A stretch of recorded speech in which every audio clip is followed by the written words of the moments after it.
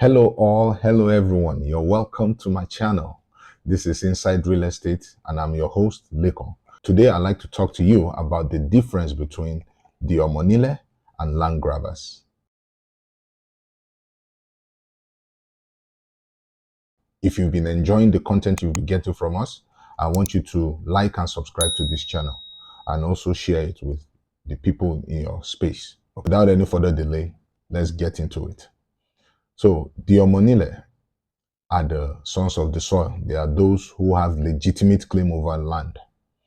It could be ancestral, they have that historical claim. They have that customary right over the land.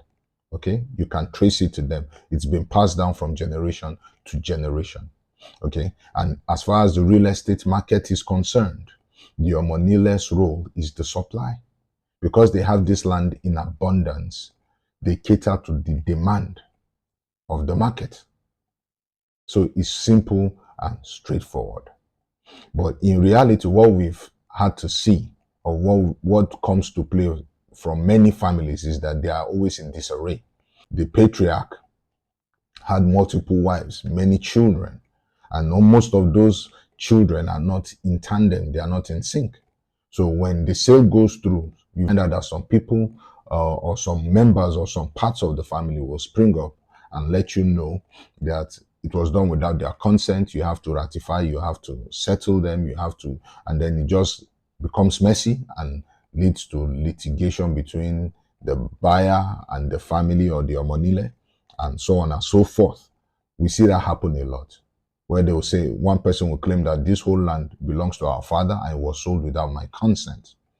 I attribute that to internal family crisis and human greed. Okay, so that is pretty much why it seems most times when people buy from the Omonile without doing due diligence, there's always one issue or the other.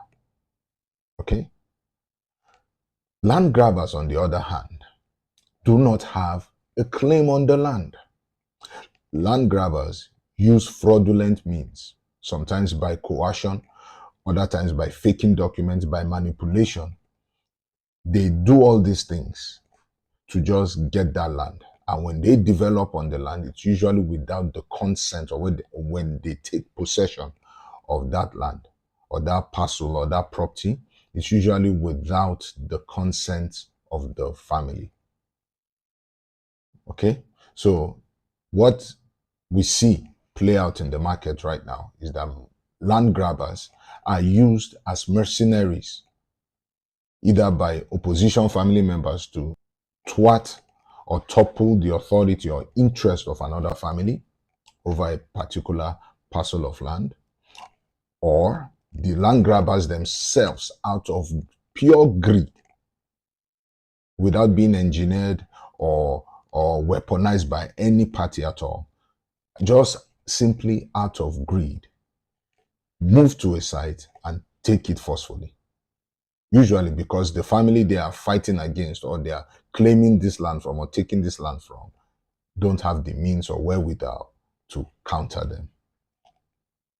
So I know that in Lagos State, for instance, land grabbing has been deemed unlawful.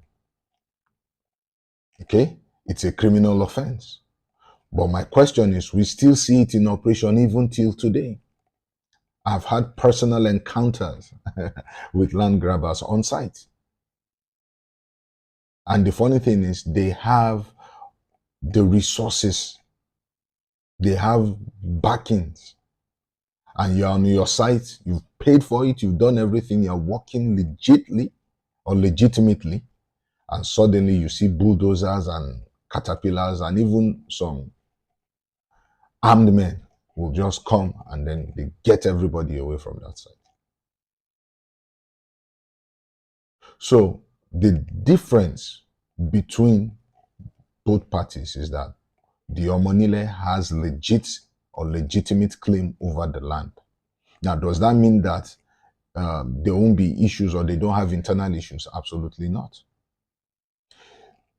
The Omonile always seeks fair compensation for the land they are giving you. They have land and they want you to pay them fairly, give them fair open market value for their land. and then they transfer ownership to you. The land grabber, on the other hand, does not have legitimate claim over the land. In fact, he's not the owner of the land. There are some land grabbers who eventually gain rightful ownership. So let me give you an instance.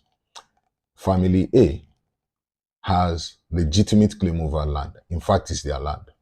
Family B, on the other hand, thinks they have claim, but family B is more powerful and affluent than family A.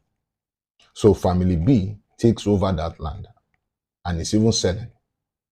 Now, family A does not have the resources to go to court because family B would drown them in court. So family A engages the services of the land grabber and promises the land grabber portions or parcels of land, maybe 1 acre, maybe 2 acres, as returns or as settlement, provided they are able to get them their land back. And the land grabber, as a mercenary with resources and connections and the muscle to fight family B, moves to site and does their business.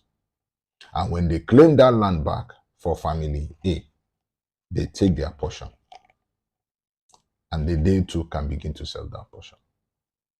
But what usually happens is that when the land grabber now gets the land back from family B, he doesn't want to release it to family A.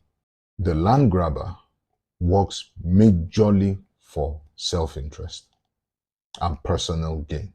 Will all the resources I deploy on this project pay me back handsomely? This is how they think, and this is how to understand them. Once again, the Omonile are the rightful owners. The land grabbers are more or less the imposters. Simple and straightforward. Thank you and bye.